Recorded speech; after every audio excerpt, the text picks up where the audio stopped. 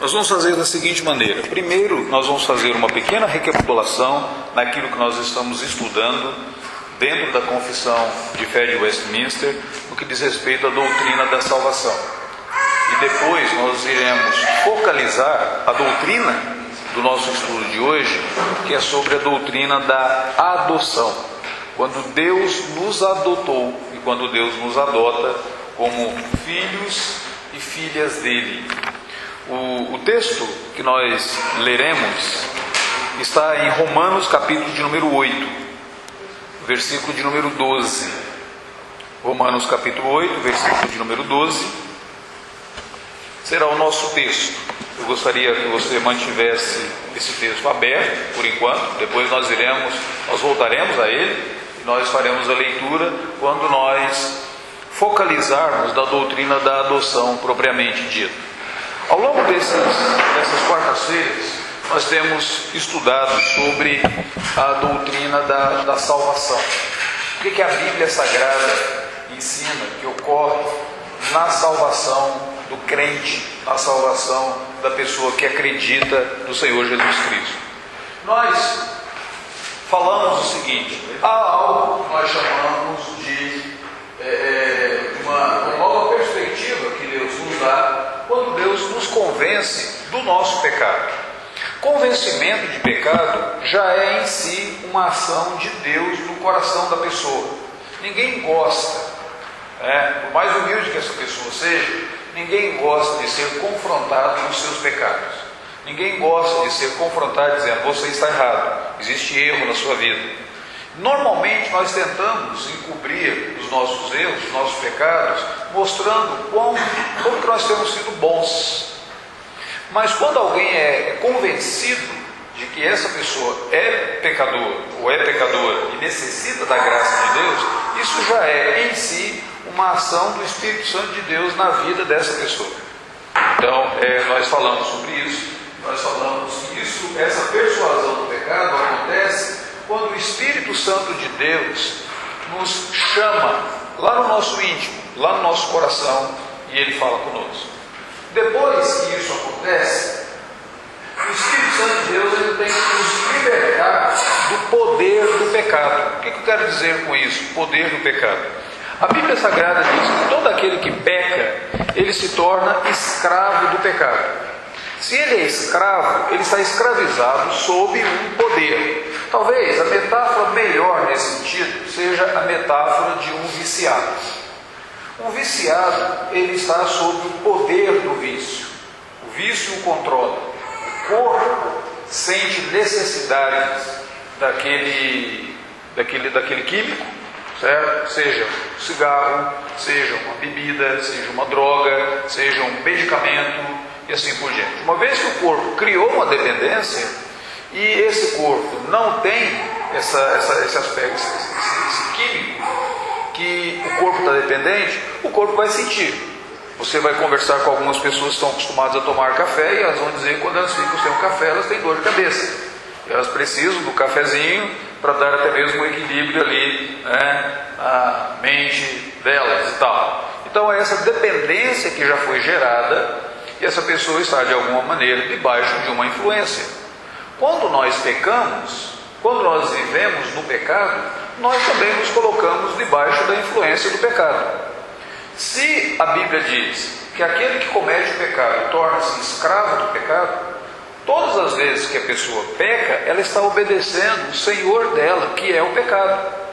Agora, como que alguém pode ser um cristão, ter uma nova vida em Cristo, se essa pessoa é escrava do pecado? O Espírito Santo terá que libertá-la do pecado quando ele opera a regeneração na vida dela, quando ele dá um novo coração para ela, quando ele coloca uma nova natureza dentro do coração dessa pessoa. E uma coisa muito interessante. No passado, todos nós fazíamos algumas coisas que nós imaginávamos: eu nunca vou conseguir parar de fazer isso. E de repente, uma coisa das mais tolas possíveis, de repente isso não tem mais nenhum valor para você. Eu conheço pessoas que elas dizem: eu nunca imaginava que eu conseguiria parar de assistir novela. É interessante, não é? Porque é um negócio tão simples, mas chega hoje, isso não tem nenhum valor para ela. E qual foi a última vez que você assistiu novela? Já até me esqueci. Não tem mais aquela importância. Eu perdi o capítulo X, Y, Z, eu não tenho que correr lá para ver o tempo que foi gravado. Então, é nesse sentido. Houve um novo coração. Essa pessoa agora tem novos desejos, novos hábitos. Mas existe uma pena do pecado sobre o indivíduo. Como é que Deus resolve esse problema da pena do pecado? A alma que pecar, essa morrerá. Então existe uma sentença de morte sobre aquela pessoa que pecou. É impossível, se nós ofendemos Deus, que é santo, santo, santo, temos que prestar contas por isso. Como que Deus resolve isso? Deus resolve isso na justificação, no tribunal de Deus, por meio do sangue de Jesus. Quando o sangue de Jesus é apresentado, dizendo: eu morri por eles, eu sou substituto deles, Deus nos justifica.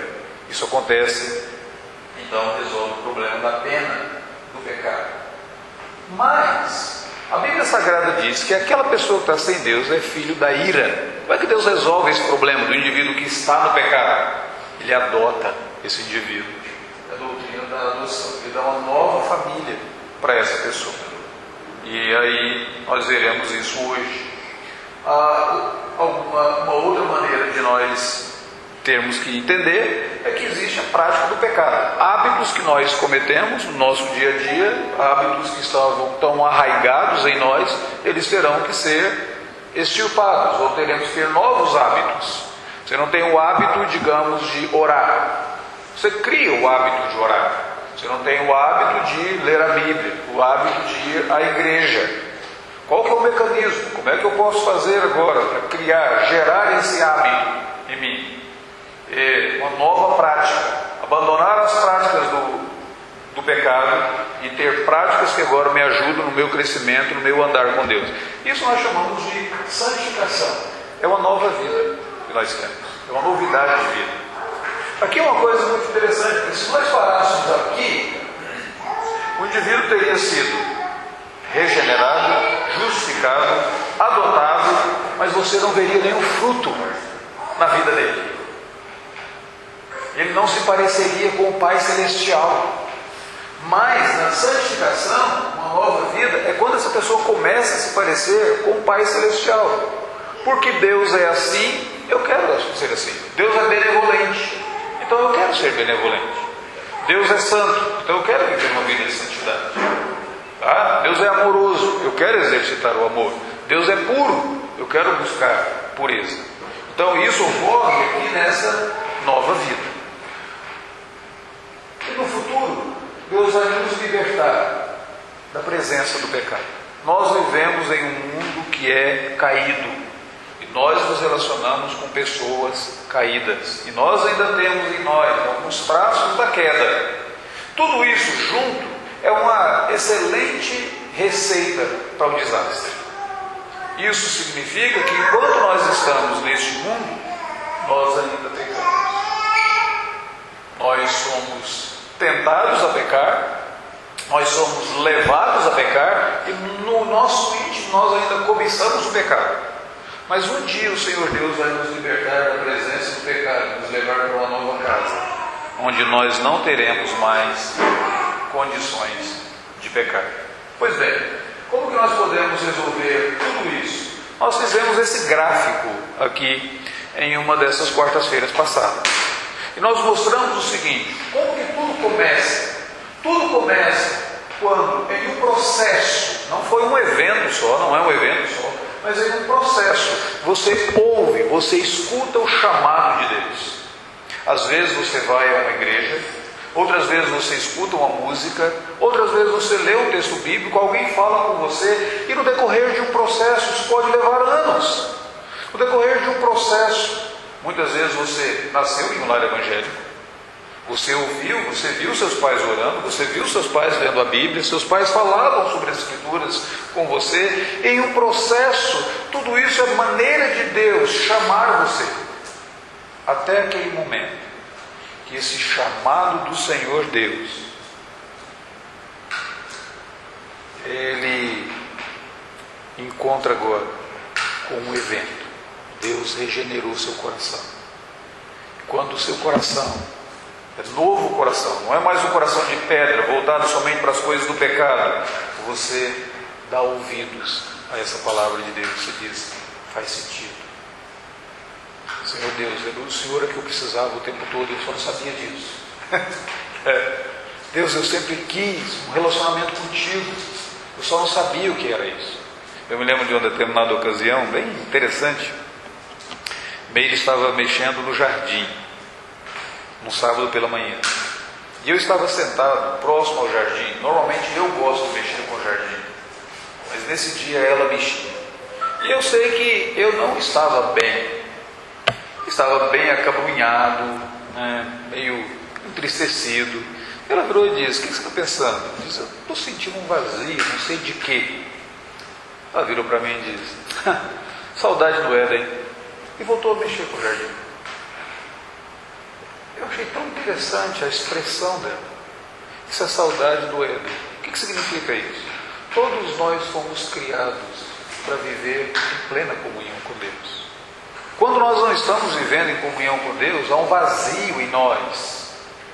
A questão é que você ouve esse chamado de Deus tantas vezes na sua vida. Um dia, o seu coração regenerado, você ouve isso: faz sentido. Foi diferente dessa vez. Agora o Senhor, de fato, falou ao meu coração. E aí você é convertido. Deus te justifica no tribunal divino, Deus te adota. Entenda que essas coisas aqui Deus faz na sua vida sem a sua participação, sem a minha participação. Isso aqui estava aqui que nós chamamos de graça no passado. Deus me chamou, Deus me regenerou, Deus me justificou, Deus me adotou. No passado Ele fez isso na minha vida, Ele fez isso na sua vida. Isso aí é um passado para nós. Nós não participamos disso. Nós só tomamos conhecimento e consciência aqui. Mas antes, você nem sabia o que estava acontecendo. Quando você olha hoje para trás, você diz: faz sentido. Eu não sabia, o tempo todo Ele estava atrás de mim, eu não tinha percebido. Deus estava me buscando de várias maneiras e eu não atentei para isso. Então, é graça no passado. E a graça no presente? No presente é um processo. Aqui é um evento que só acontece de uma vez por todas. Regeneração, purificação da sua, pode ser uma vez por todas. Aqui não, é um processo. Santificação. Acontece em um processo. Nesse processo tem altos e baixos. Nesse processo há momentos na minha vida e na sua vida que eu me sinto muito mais próximo de Deus e outros que eu me sinto muito mais distante de Deus. Há momentos em que eu estou cheio de alegria, de júbilo, de desejo de trabalhar na causa do Senhor. Outros momentos eu me sinto vazio, árido. Eu tenho que dizer: tem misericórdia de mim, Senhor. Você nota isso claramente no livro dos Salmos. Você lê os Salmos, você vê como que o salmista, há momentos na vida do salmista em que ele está exultante. Eu digo assim, é um tom maior. Outros momentos é um tom menor. Minha alma está batida. Está acabrunhada ali. Esse acontece no processo da santificação, na graça no presente. E nós caminhamos para aquilo que nós chamamos de a graça futura, que é a glorificação. Pois bem, quando nós começamos o nosso estudo na Confissão de Fé de Westminster e chegamos nessa porção que falava sobre a salvação, nós já estudamos o chamado, já estudamos o que acontece na regeneração, já vimos a justificação e hoje nós vamos focalizar aqui a adoção. O que significa ser adotado na família de Deus? Tá bom? O primeiro texto que nós vamos ler não é nem esse de Romanos 8, por enquanto. Porque quando nós falamos sobre adoção, a primeira pergunta que vem à mente é mais ou menos a seguinte: mas não é verdade que todos são filhos de Deus? Pelo menos você já deve ter ouvido aquela expressão: de uma pessoa quando ela está sofrendo muito, ela diz: por que essas coisas estão acontecendo comigo? Eu também sou filho de Deus, ou eu também sou filha de Deus. Será que essa expressão que todas as pessoas utilizam, crentes ou não crentes, dizendo: eu sou filho ou filha de Deus, será que ela tem embasamento bíblico? Ela tem base na Bíblia?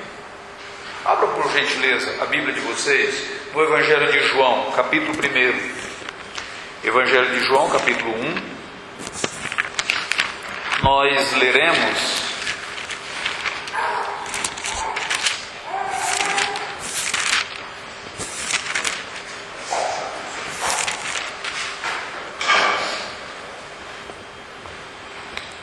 o versículo de número 12. João capítulo 1, versículo de número 12. Esse texto está falando sobre a encarnação do Senhor Jesus, sobre a vinda do Senhor Jesus ao mundo. E nesse texto diz assim: mas a todos quantos o receberam, deu-lhes o poder de serem feitos filhos de Deus, a saber, os que creem no seu nome. Observou aí?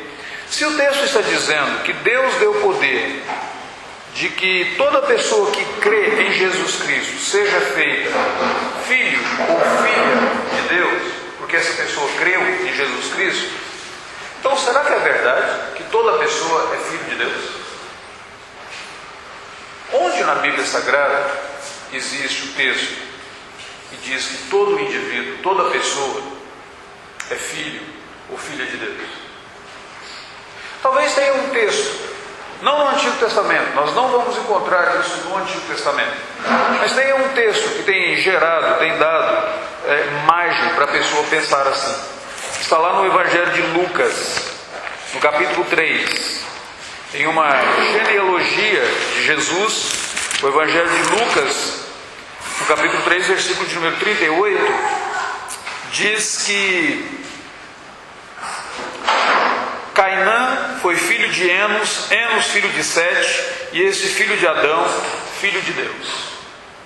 Bom, Adão foi filho de Deus. É o único texto que aparece, que nós temos na Bíblia Sagrada, que diz que Adão foi filho de Deus. Em que sentido foi Adão filho de Deus? O que vocês me dizem?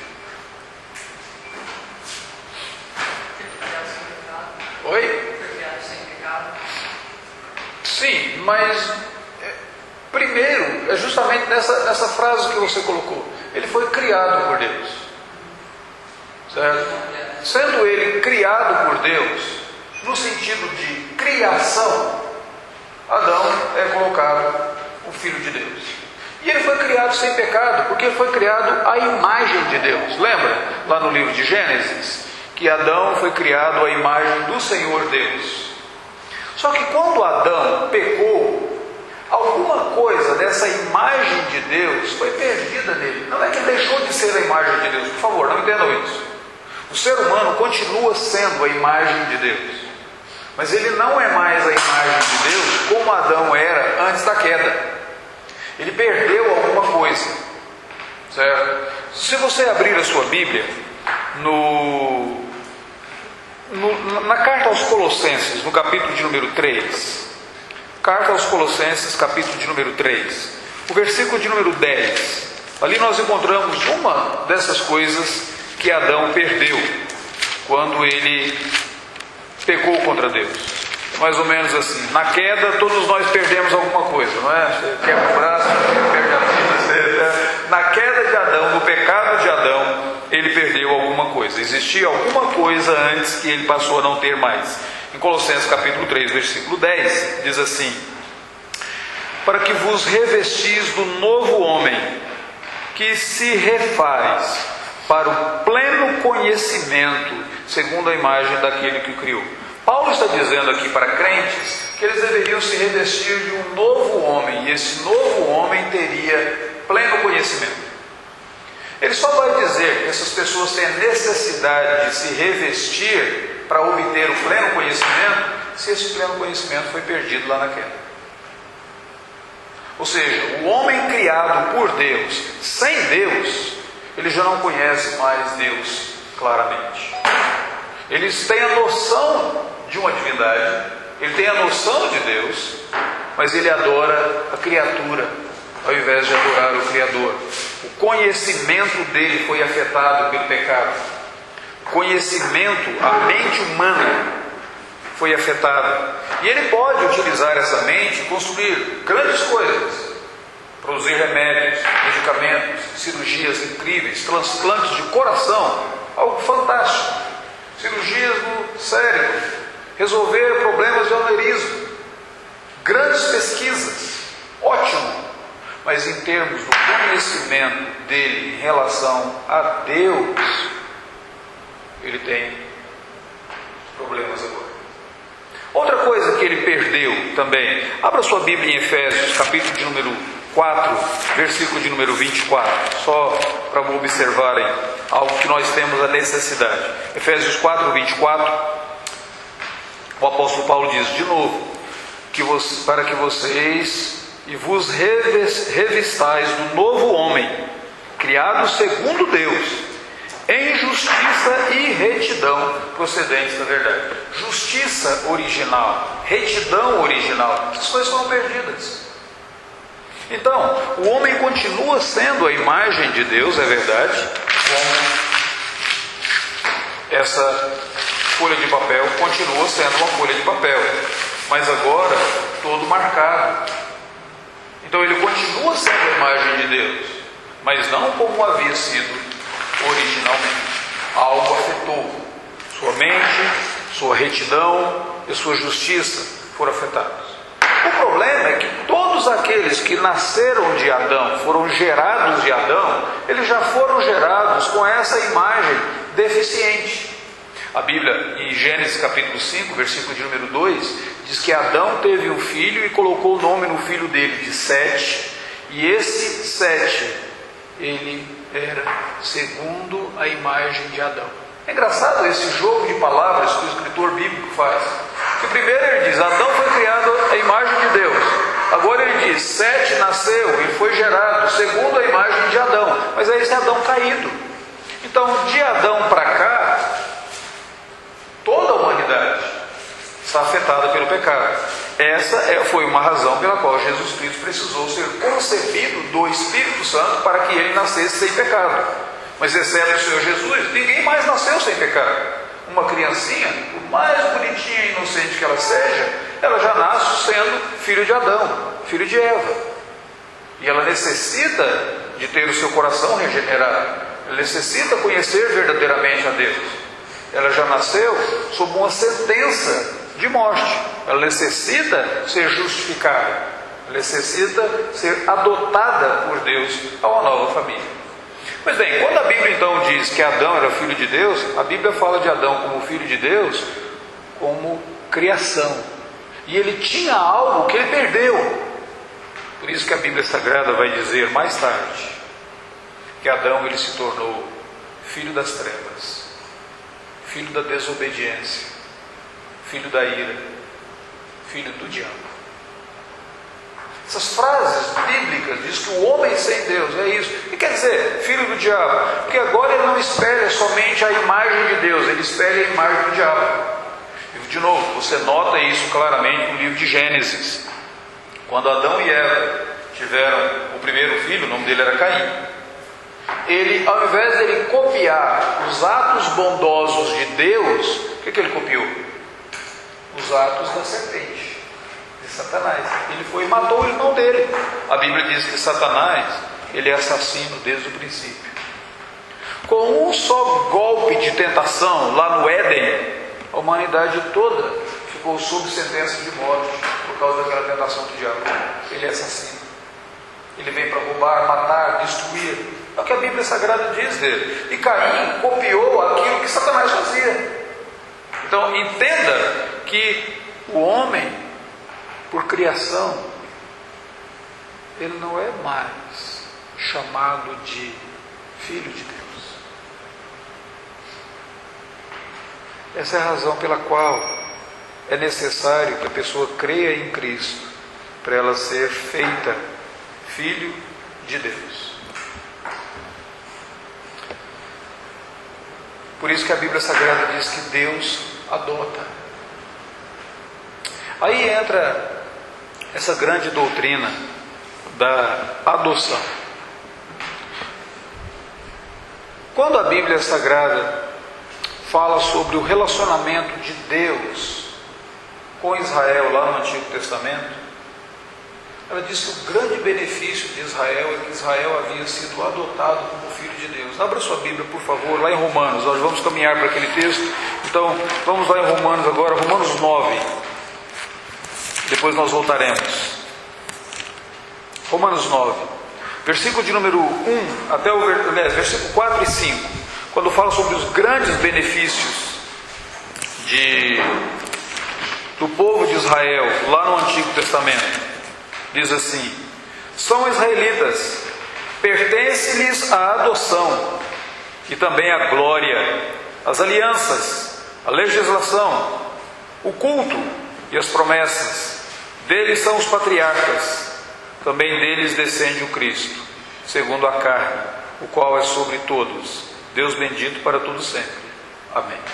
Não sei se você se perguntou assim: qual que é a vantagem dos judeus sobre os crentes hoje? A vantagem está escrita aqui.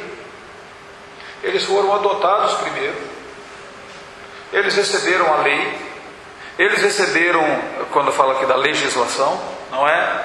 Eles receberam as promessas, o sistema de culto eles receberam os patriarcas, e Jesus descendeu dos judeus. Fora isso, não tem mais privilégio. Não significa que por causa disso os judeus estão salvos, e todo judeu hoje é salvo. Não tem nada disso na Bíblia. Você não encontra isso na Bíblia Sagrada. O privilégio deles está aqui, e um dos privilégios deles é que eles foram adotados por Deus. Por que eles foram adotados por Deus? A livre vontade de Deus.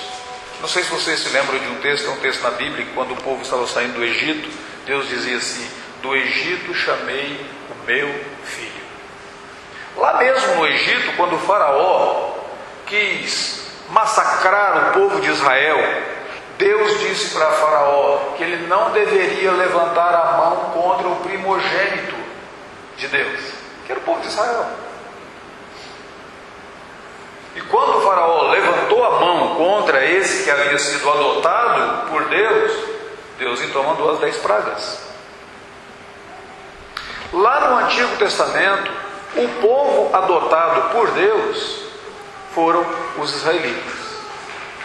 Mas o que aconteceu com os israelitas? Por que eles não continuam sendo ainda o povo de Deus? Alguém se lembra do versículo que nós lemos, o primeiro versículo que nós lemos em João capítulo 1? Veio para o que era seus, e os seus não receberam, mas a todos que receberam, deu-lhes o poder de serem feitos filhos de Deus. Quando Jesus Cristo veio ao mundo, Deus deixou bem claro que o processo pelo qual alguém pode ser adotado por Deus é somente através de Jesus. Não existe, nunca existiu nenhum outro caminho para a salvação, senão somente por meio de Jesus. Enquanto Israel, no Antigo Testamento, aguardava o Messias e adorava o Messias e vivia na esperança do Messias vir e se encarnar, Israel era o povo de Deus. Quando o Messias veio, Israel rejeitou o Messias, crucificou o Messias lá na cruz, Israel deixa de ser o Messias de Deus. Quem agora, aliás, deixa de ser o povo de Deus? Quem agora é o povo de Deus? Todos aqueles que creem em Jesus Cristo. Se um judeu acreditar, ele é povo de Deus. Se um não judeu acreditar, ele é povo de Deus. Onde é que eu vejo isso na Bíblia Sagrada? Nesse texto que nós pedimos para abrir primeiro em Romanos capítulo 8, versículo de número 12. Muito bem explicado, diz assim: assim, pois, irmãos, somos devedores, não a carne, ou seja, não é por uma descendência, uma genealogia que nós temos, não é porque eu sou filho de português, italiano, índio, judeu, não é nada disso. Nós não somos devedores à carne, não é mais uma herança carnal. Porque se viverdes segundo a carne, caminhais para a morte, mas se pelo Espírito mortificardes os feitos do corpo, certamente vivereis. Pois todos que são guiados pelo Espírito de Deus são filhos de Deus. Porque não recebestes o espírito da escravidão para viverdes outra vez atemorizados, mas recebestes o espírito de adoção, baseado no qual clamamos: Abba, Pai. O Espírito testifica com o nosso espírito que somos filhos de Deus. Ora, se somos filhos, somos também herdeiros de Deus e co-herdeiros com Cristo. Se com Ele sofrermos, também com Ele seremos glorificados. O que acontece aqui? O texto é claro para dizer o seguinte: adoção foi iniciativa de Deus. Você foi adotado. Todo aquele que é guiado pelo Espírito de Deus é filho de Deus. Nós recebemos o Espírito da adoção. Veja, não é assim, nós conquistamos o Espírito da adoção. Nós recebemos o Espírito da adoção. Ele veio sobre nós. Então, a adoção foi iniciativa de Deus. Deus simplesmente decidiu adotar a mim e a você. Em base de quê? Em base em quê, na verdade? Ele não precisava ter adotado. Quando um pai adota uma criança, normalmente é porque o casal não pode ter filhos, aí quer ter um filho, é o processo da adoção. Mas há ocasiões que o casal tem filhos. Eu conheço um casal que eles têm 3 filhos. Eles estão agora no processo para adotar uma 4ª criança. E aí você diz, mas por que eles querem adotar? Porque eles têm amor. Eles querem fazê-lo. Eles querem expressar o amor deles para com essa criança. Claro, eles são cristãos, eles querem fazer com essa criança aquilo que Deus fez com eles. Também. Olha que coisa interessante. Quando você vê um casal adotando, esse casal está de alguma maneira expressando a imagem de Deus que adota. Eu acho fantástico isso. Lindo essa questão. A adoção foi iniciativa de Deus. Não foi porque nós éramos bonitinhos, não foi porque alguém se interessava em nós. Nós seríamos bonzinhos. Não, nada disso. Nós somos melhorados porque Ele nos adotou. Foi iniciativa de Deus. Foi iniciativa de Deus como? Qual foi o processo? O processo, quando você vai adotar uma criança, tem todo o processo, tem toda uma papelada que você tem que apresentar, você tem que mostrar e tudo e tal, você tem que ter agora a aprovação do juiz. Qual foi o processo para sermos adotados? O versículo de número 17 diz que esse processo foi por meio de Jesus Cristo. Nós somos herdeiros de Deus e co-herdeiros com Cristo. Sabe o que Jesus Cristo fez para que eu e você pudéssemos ser adotados? Ele abriu mão dos direitos dele como primogênito. Aliás, desculpe, como unigênito. Jesus não é mais filho unigênito. Filho unigênito é filho único. Ele era o filho único de Deus. Mas ele abriu mão do direito de ser filho unigênito para se tornar filho primogênito. Primogênito é o filho mais velho, aquele que todos nós olhamos para ele. De alguma maneira, todos nós queremos imitá-lo. E é para ele que nós devemos olhar. Como que Deus poderia estabelecer? Veja bem, para que eu e você pudéssemos ser adotados, Jesus não teve que simplesmente ir lá na cruz e morrer, mas ele teve que abrir mão do direito dele. Ele poderia ter ido lá na cruz, ter morrido lá na cruz, ter ressuscitado, Deus ser nos salvos como criaturas dele e nunca ter nos adotado. Mas Jesus abriu mão do direito, da posição dele de ser filho unigênito, para que ele se tornasse primogênito. E agora ele resolveu compartilhar a herança, porque o texto diz aqui que nós somos co-herdeiros com Cristo Jesus. Que garantia que eu tenho disso? Quando você é adotado, você tem uma certidão, não tem? Qual que é a garantia que nós temos? Aquela certidão é a sua garantia. Seus pais, terreno, a partir daquele momento, eles tornam-se fulano e beltrano. O texto diz que a garantia que Deus nos deu é a presença do Espírito Santo em nós. Observe aqui o texto, versículo de número 14: todos que são guiados pelo Espírito de Deus são filhos de Deus. Deus nos deu o Espírito Santo para habitar em nós, para viver em nós, e o Espírito Santo, ele nos guia, ele nos dirige, ele nos orienta, ele nos leva para a palavra de Deus, ele nos faz lembrar textos da Escritura Sagrada. O próprio Jesus disse que quando o Consolador viesse, tudo aquilo que Jesus havia ensinado, ele nos lembraria das palavras de Jesus. Nós somos guiados pelo Espírito Santo de Deus, mas não apenas guiados, o texto ainda diz mais, versículo de número 15: porque não recebestes o espírito de escravidão para viverdes outra vez atemorizados, mas recebestes o espírito de adoção. Ou seja, nós não recebemos um espírito de medo, de pavor, nós recebemos um espírito que nos dá a confiança de saber que nós lidamos com Deus, que é Pai,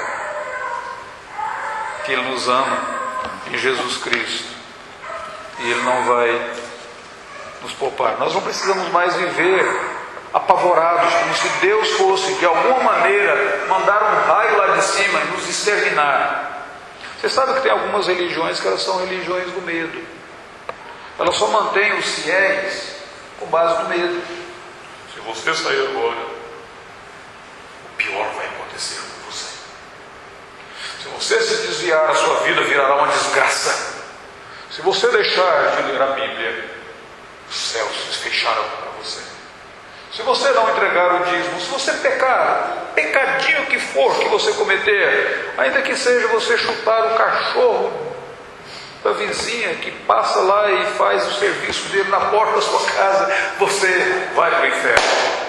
Existem religiões onde as pessoas vivem no medo, tentando aplacar a ira dessa grande divindade irada pronta a destruir. O cristianismo não é assim.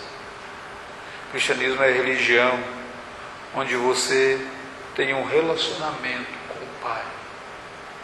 E você pode dizer Abba, Pai. A palavra Abba significa paizinho. Papai seria a melhor tradução. Essa expressão carinhosa. Ou seja, o nosso relacionamento com Ele é pessoal, mas Ele está tão disposto que nós podemos ter, inclusive, um relacionamento um tanto quanto informal. Não é? Paizinho querido, eu estou precisando disso agora. E o texto diz que esse Espírito é que testifica com o nosso Espírito que nós somos filhos de Deus. Então, o que nós precisamos lembrar sobre a doutrina da adoção em termos gerais? Primeiro, foi iniciativa de Deus. Não por um benefício que eu tivesse em mim, mas Ele colocou o coração dele em mim. Ele me amou. Ele te amou. E Ele decidiu. Vai ser você. Eu já disse para vocês de uma jovem que foi adotada por um amigo meu, pastor. E quando esse amigo meu, conversando com ela, perguntou para ela, disse: você tem esperança de ser adotada? Ela já na pré-adolescência, ela virou para ele e disse: pastor, olha para mim, dê uma olhada na minha cor, olha para a minha pessoa. Quem se interessaria por uma pessoa como eu? Ele disse: nós nos interessamos. E ela começou a chorar. Que é um ponto muito interessante, porque se eu tenho consciência de quão pecador e quão quebrado eu sou, posso dizer: como que Deus se interessaria por alguém como eu? Mas Deus vai dizer: eu me interesso. E eu mandei meu filho para morrer na cruz do Calvário por alguém como você. A iniciativa de Deus.